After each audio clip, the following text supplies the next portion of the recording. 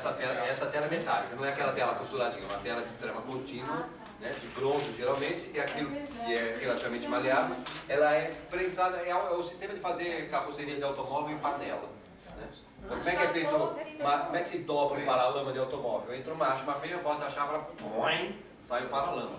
É a mesma coisa aqui, bota duas formas, um macho e uma fêmea, bota o molde, né, a lâmina de bronze ali, ela toma essa forma e com essa tela então que é feita cada uma das coisas. O processo leva um nome. Custo, até recentemente, o custo disso aqui era $60 mil, custava fazer um molde. O molde e as primeiras 1000 folhas de papel custavam $60 mil. Hoje isso despencou, já é bem baratinho, porque já tem processo até a laser. Né? Existe hoje tecnologia para você fazer tudo isso de uma forma muito mais rápida, barata, por eletrólise também, existe uma maneira de você fazer por Então esse molde com a é molde virgem. E na minha não, mas... E o outro, como é que chama? Esse molde. O molde, o outro chama-se...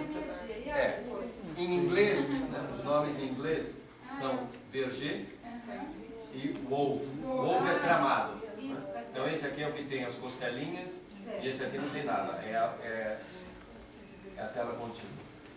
Ironicamente, curiosamente, esse molde aqui foi desenvolvido na Europa no século XVII. Mas quem é que inventou ele? O molde Wolf. Foram os chineses 2000 anos antes. Porque o primeiro molde com qual se fez papel já era um molde Wolf. Era uma tela, era um tecido, tá certo? Só que aquilo foi esquecido, foi abandonado, se perdeu lá no passado. E foi necessário, por aquelas questões que eu falei ontem, quer dizer, esse molde verger ele tem uma superfície muito irregular. O papel verger é extremamente irregular. E ele não permitia a reprodução de certos tipos de detalhes, de certos tipos de impressão, né, que eram necessários para... Ele não conseguia reproduzir certas serifas de certos tipos de letra, por exemplo. Não dava. Então, o Garamond inventou, desenvolveu esse novo tipo de molde, né, mandou tecer num TA, com uma tela metálica, fazer uma tela contínua para produzir um papel mais uniforme. Mas na verdade isso aqui nada mais é do que um tecido, um pano qualquer. O saco de estopa que o chinês usou pela primeira vez já era um molde assim. Pode você descrever o nome desse processo, como é que é feita essa marca, dá o nome desse desse processo? Isso chama chiaroscuro, em italiano. E o outro é... Chiaroscuro. E aquele outro simples, né, só do fio? O outro é o processo tradicional, né? Não sei se tem um nome de... Tentar lembrar em inglês. Tem um nome? Não sei se eu quero...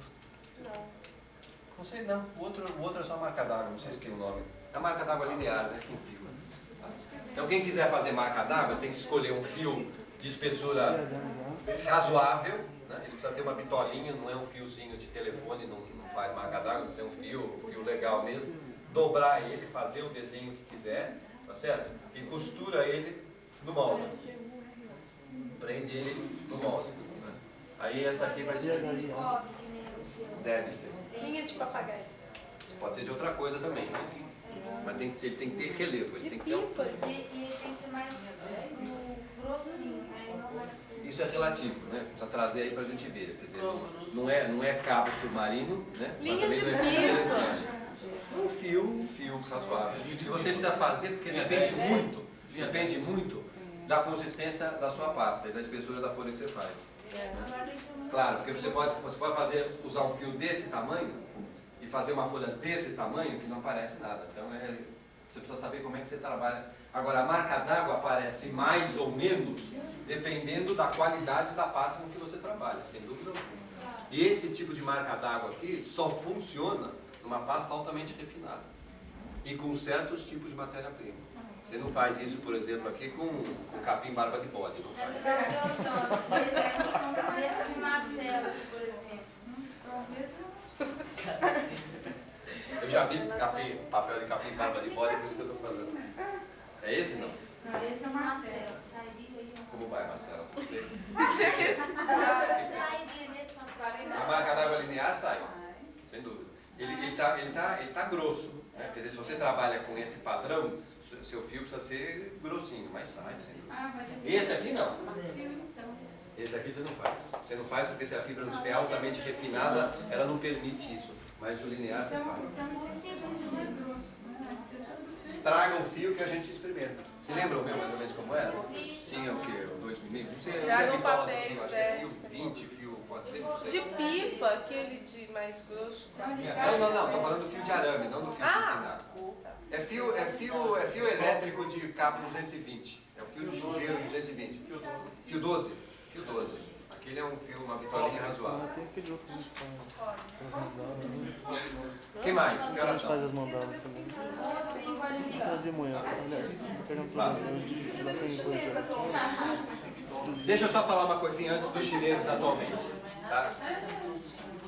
O que é que começou a acontecer? Aqui nós temos nessa...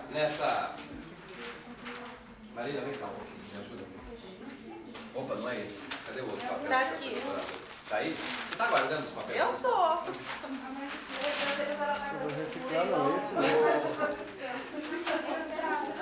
Quando se inaugurou o Centro Cultural, o Memorial da América Latina em São Paulo, que era o projeto do Niemeyer, foi, na época, o Quercia convidou a intelectualidade paulista para ir assistir uma palestra do Niemeyer, né, lá no próprio memorial, para ele falar sobre o projeto. Então tinha uma sala, umas 100 pessoas, e o Niemeyer falando do projeto e tal. Sabe o jeitão Niemeyer, né, aquele carioca? Projeto, meu projeto.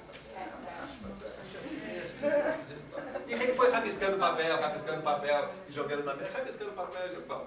Acabou a palestra, então muito obrigado. Eram 100 pessoas pulando em cima dos papéis, ali a maioria eram arquitetos, mas o pessoal arrancando, ainda bem que o Niemeyer não viu nada, depois ele mansinho e viu aquela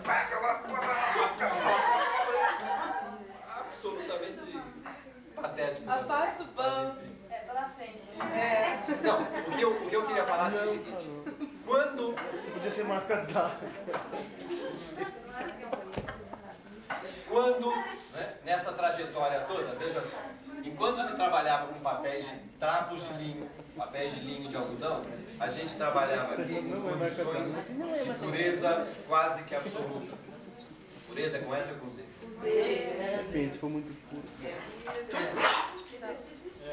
Então a gente tem aqui condições de trabalho, vocês lembram que não entrou nada aqui, é água e fibra, mais nada. A cola que entra posteriormente é uma necessidade relativa, dependendo da finalidade de uso. Oh, maravilha. Vamos liberar a Marina aqui. Resolveu o problema. Quem sabe, sabe. Rapaz, não sabe, não gostava. Obrigado. Vocês querem estragar o prazer. Então, a gente trabalhava em condições aqui de um controle pela essência do processo. Não tinha mais nada além de água boa, água pura, fibra, né? Que não tinha nem sido cozida, não tem nem soda aqui, né? Porque o linho e o algodão são, como eu disse, são fontes de celulose de altíssimo teor, né? São plantas que têm celulose em alto teor, e elas dispensam esse processamento químico. Então era celulose quase que pura, praticamente pura, sem nenhuma contaminação com água. Esse esquema aqui começa a se modificar quando se começam a trabalhar com plantas de outras naturezas, né? Então, para outros tipos de planta, devido ao baixo teor de celulose que existe na palha, no junco, no cânhamo, na madeira, etc., passou a ser necessário e indispensável o cozimento. Então, por exemplo, as madeiras raramente têm mais do que 50% de celulose na sua constituição, né? Menos, bem menos, né? As melhores madeiras, tipo o pinho, por exemplo, não chega a 40 e poucos por cento. Então o teor de celulose baixo exige o quê? Exige um cozimento violento, exige uma ação química violenta para você poder extrair o pouquinho de celulose que existe ali para você tirar as outras substâncias indesejáveis. Esse sistema é altamente contaminativo, ou contaminador, ou contaminante no processo. É altamente, claro. Quer dizer, se você pensa que lá, por exemplo, os japoneses que trabalham com a moreira, que tem um teor de celulose alto, né, tem aquela preocupação toda, depois de 3 horas de cozimento, de ficar um mês lavando a fibra para desinfectar ela, para desintoxicar ela. Aqui a gente está, na verdade, um cozimento muito mais violento, muito mais quimicamente muito mais violento, porque o teor de celulose é muito mais baixo, né? Então a gente está querendo tirar tanta coisa, né, tanta coisa, em grande quantidade, que não interessa, que essa ação química aqui é muito violenta. O que acontece? Acontece que o resultado dessa celulose no processo da madeira e posteriormente a velocidade da indústria não permitiu, nunca comportou essa desintoxicação, essa limpeza ou essa purificação da celulose. A gente começou a produzir desde o início, industrialmente, papéis de baixíssima qualidade. Não é que as pessoas tinham má intenção no começo, nós vamos fazer papel porcaria porque o mundo é perverso e o homem não presta, não é isso. Fizeram com a melhor das intenções e graças a Deus que fizeram. Graças a Deus, porque se não tivesse, o papel não tivesse sido industrializado, a gente hoje estaria em maus lençóis. Agora, algum tempo depois, e muito pouco tempo depois, começou a se constatar, né, que ocorriam nos papéis feitos de madeira industrialmente coisas que nunca tinham acontecido antes. O que acontecia? Total. Então veja, isso aqui é aquela folhinha de papel que tem quase 500 anos que eu mostrei, tá certo? Isso aqui é uma folha feita de trapo, feita em 1560. Né? Isso aqui é uma folha de papel de madeira, são várias folhas. Se chacoalhar, cai, ó. Várias folhas de papel feito de celulose de madeira há menos de 30 anos atrás. É isso que acontecia, começou a acontecer. Quer dizer, ninguém sabe o que está acontecendo aqui, que diabo é isso? Estava desaparecendo tudo, não só estava desaparecendo, como desapareceu. Né? Mais de 80% da produção editorial dos últimos 200 anos já sumiu, acabou, desapareceu, sozinha, né? Sem que ninguém fizesse nada. Nem fungo, nem nada, sozinha ela se desintegra, porque é um papel feito em meio ácido. Primeiro porque nesse processo de extração da celulose, é um processo violento e que depois ele não foi depurado o suficiente. E depois que o próprio ritmo da industrialização não comporta 50 japonesas dando banho, né? Não dá, não existe. Então a própria velocidade do processo mecânico começou a prejudicar, e prejudicar muito, né, a qualidade do papel. E é muito recente, né? Enfim, dos anos 40 para cá, é que se começou a produzir ou sanear esse tipo de problema. Então começou a se criar processos de obtenção de celulose menos violentos para a fibra, né? E mesmo no processo de industrialização começou a se tomar outros tipos de cuidados. E foram se procurando coisas para produzir papéis mais duráveis, mais permanentes, porque imagina, fazer isso aí para acabar em 50 anos é mouse, né? Então aí foram feitas pesquisas em colas, em novos processos químicos de obtenção, que eram menos, sacrificavam menos a fibra, né? O processo de colagem, a base de sulfato de alumínio em breu vai aos poucos, ainda não, né? Ainda é o mais usado, mas aos poucos vai sendo preferido, enfim, pelos processos alcalinos, né, de neutros. Reserva alcalina? Pelos processos de colagem neutros ou alcalinos, né? E assim por diante. Tá? Então, quer dizer, a gente tem, se por um lado a industrialização foi fantástica, indispensável, maravilhosa, porque barateou e permitiu tudo que permitiu, por outro lado ela trouxe problemas que ninguém conhecia, não existiam, e que demoraram até algum tempo para serem detectados, percebidos, e até hoje está se tentando corrigir. Quer dizer, há 200 anos, né, desde que se inventou a máquina de papel, até hoje se formam engenheiros químicos e engenheiros de celulose de papel para tentar fazer as coisas melhores. Hoje existe tecnologia já para fazer papéis permanentes em qualquer lugar do mundo, existe. O problema é o custo e o interesse industrial disso. Quer dizer, ninguém precisa fazer papel, saco de supermercado permanente para durar 500 anos, não precisa. Né? Mas para certas finalidades precisam.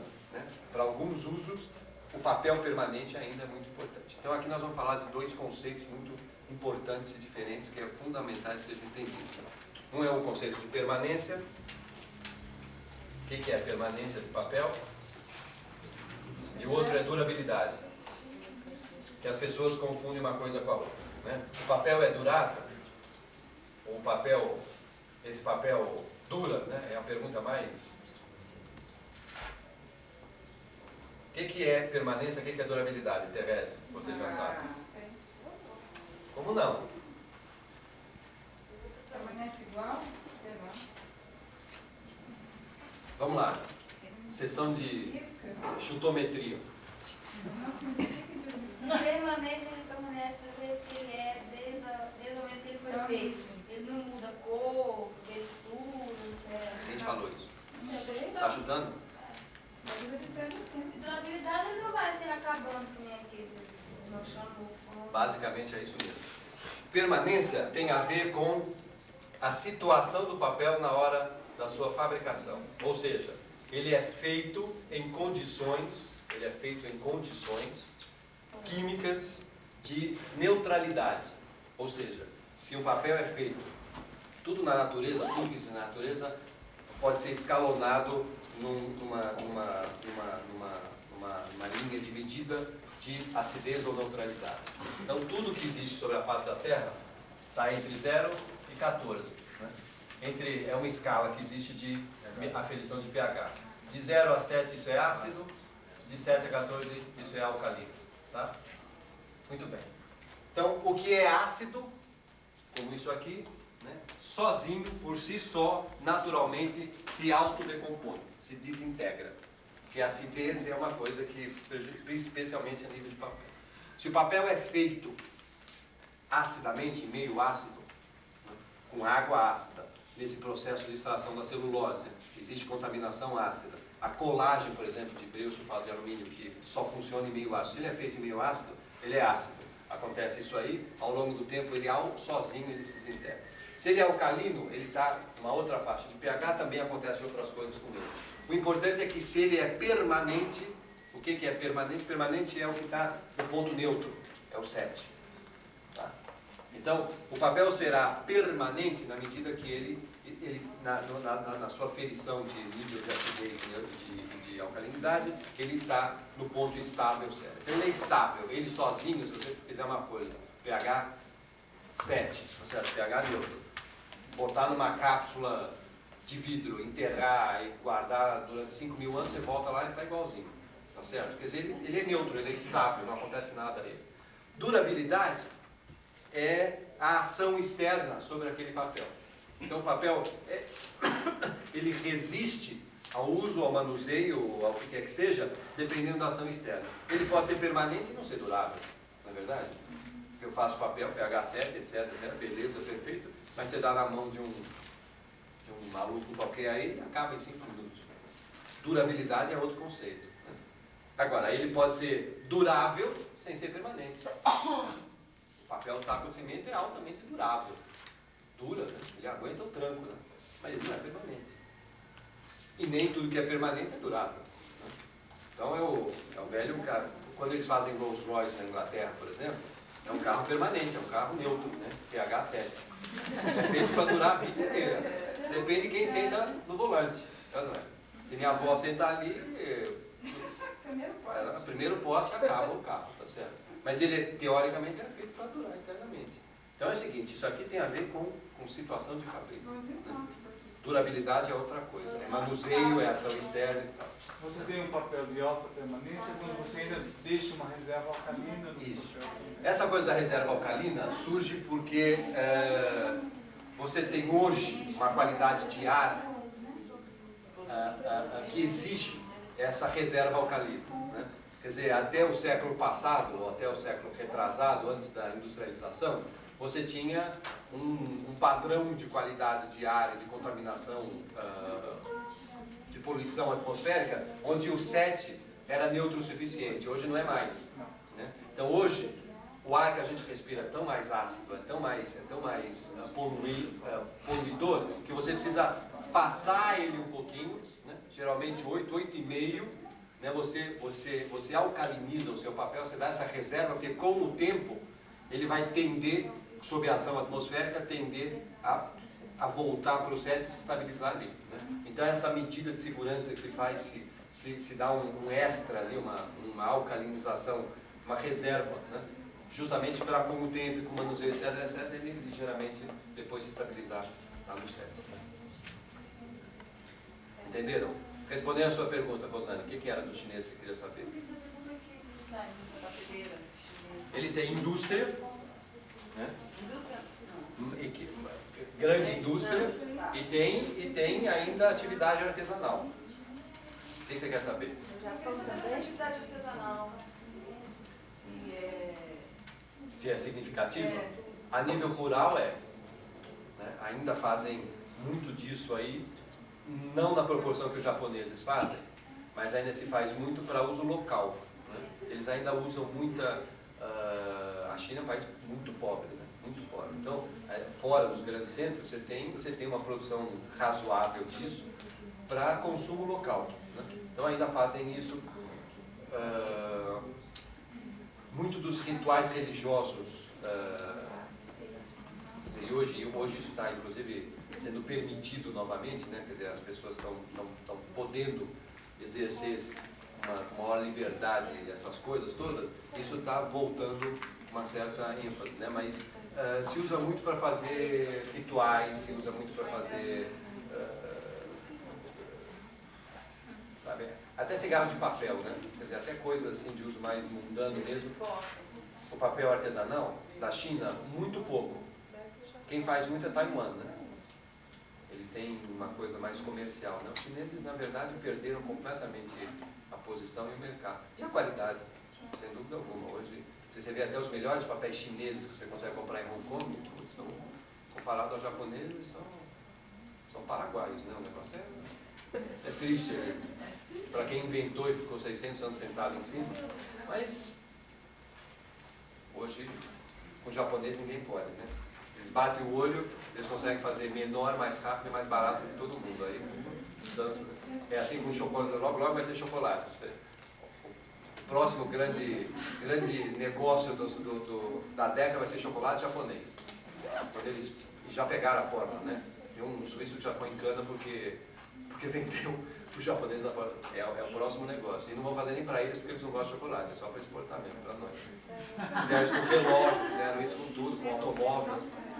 É um grande...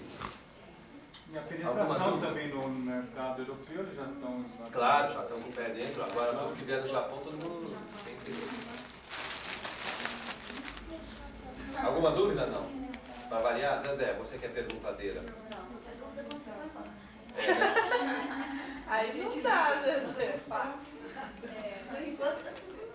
Por enquanto, não pode chacoalhar a cabeça, né, Zezé? O negócio é o seguinte, não chacoalha a cabeça, senão embola lá, mistura tudo. Tá bom. Então, hoje a gente volta às 2, né? Tá bom. Então vamos fazer isso. Vamos lembrar. Amanhã, quer dizer, hoje a gente tem na primeira parte mais coisinhas, depois nós vamos visitar a Clarimar. Amanhã eu queria que vocês trouxessem realmente sem nenhum constrangimento de mim. Traga, eu prometo que não vou tripudiar ninguém. Tudo isso eu faço com as melhores das intenções. Hein? A última coisa que eu faço no meu curso é pedir desculpas para todo mundo. Ao sair eu falo ao pessoal, desculpa qualquer coisa. Não, mas tudo isso eu faço com a melhor das intenções em benefício de todo mundo, né, da humanidade. O volume de povo que entra na tela. Depende de duas coisas. A primeira é, obviamente, depende da altura do deco que você está usando, tá certo? Então, se você tem um molde, né, e a maioria dos moldes que as pessoas fazem são moldes feitos com bastidores de serigrafia ou é um quadradinho rudimentar, isso, as paredes de retenção influem muito na gramatura da folha que você faz. Então, se você pegar um bastidor que tem uma parede desse tamanho, na hora que você enfia lá dentro, você levanta 15 kg de pasta. Você faz um colchão, você não faz uma folha. Claro, você tem tudo aquilo, você foda. Ao mesmo tempo, se você tem um bastidor, um deco tão fininho quanto esse, o que você consegue reter ali é muito pouco. Então, não é aí que você mexe, mas poderia mexer. Se você estabelece que o seu padrão vai ser, vou fazer colchonete para sem teto de papel, você vai fazer um troço desse tamanho, você faz um caixotão mesmo e enfia lá dentro. Não é aqui que se mexe também, né? Então, na hora de você regular a gramatura, tudo depende da quão fundo você vai no molde, na tina, para pescar a sua celulose. Se você vai lá embaixo, né, você traz muito mais celulose. Se você vem muito mais rente, então, se você tem, né, a superfície, isso aqui é a tina cheia de pasta, você entra com o molde aqui, se você vem com ele, né, entra com ele na vertical, traz ele até o fundo e sobe depois, isso aqui você vai fazer a folha mais grossa possível. Se você introduz o molde assim na inclinada e pesca só esse pouquinho e já traz ele para a horizontal, você faz uma folha muito mais fina. Aí você é só pegar o jeitão da coisa e aprender a fazer. Agora o controle, você não tem nesse processo aqui, você não faz duas folhas idênticas jamais. Ou melhor, pelo menos não com menos de 50 anos de experiência. Você não faz. Você faz parecida, o suficiente para enganar. Mas igual não tem como, sabe? É uma coisa muito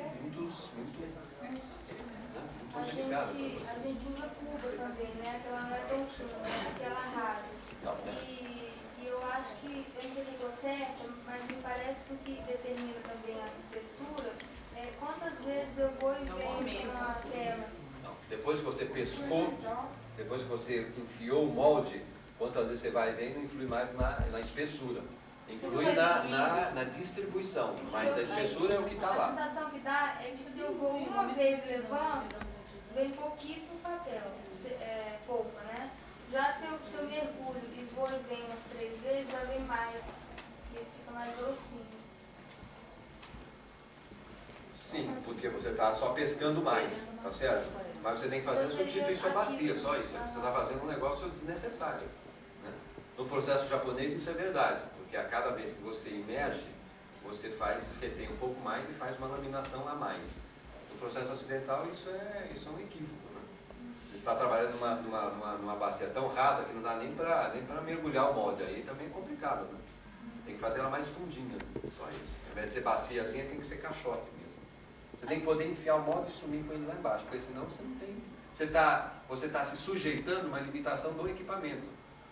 Não é isso que você quer. Você quer determinar o que você quer fazer, não a profundidade da caixa. Isso é absurdo, né? Quer dizer, a caixa que impõe a gramatura da tua folha. Não pode. À medida que vai fazendo as folhas, vai diluindo também, né? Você vai tirando massa, claro. Então a espessura também vai diminuindo por conta disso? Não necessariamente. Se você sabe fazer, não. Agora, chega uma hora que você tem que repor. Claro, você não tira 500 folhas aqui sem montar mais nada, não dá, né? Então, a cada 10 folhas, 15 folhas, você repõe em peso aquilo que você tirou, claro. Sem dúvida. Mas se você não souber fazer, quer dizer, se você não souber controlar a espessura na hora da formação, isso vai acontecer mesmo. Você vai fazendo, e depois você não consegue fazer mais porque está muito ralinha. Né? Mas é só uma questão de... Você também não começa indo lá no fundo, você começa... Diga-me, Otávio, será que eu posso substituir a holandesa pela minha máquina de lavar roupa? A máquina de lavar roupa substitui o hidropolpa. A holandesa não. Ela é um desagregador muito bom. Né? Você enfia a celulose lá dentro, mas ela também não refina nada, hein? Ela não refina nada, ela faz a mesma coisa que faz o liquidificador, só que faz um volume muito maior. Mas ela não corta porque ela não tem as O liquidificador também não corta. É mito isso que o liquidificador corta. Não corta nada. Sabe umas máquinas de lavar em Florianópolis, vende, que é de madeira, que é um baú?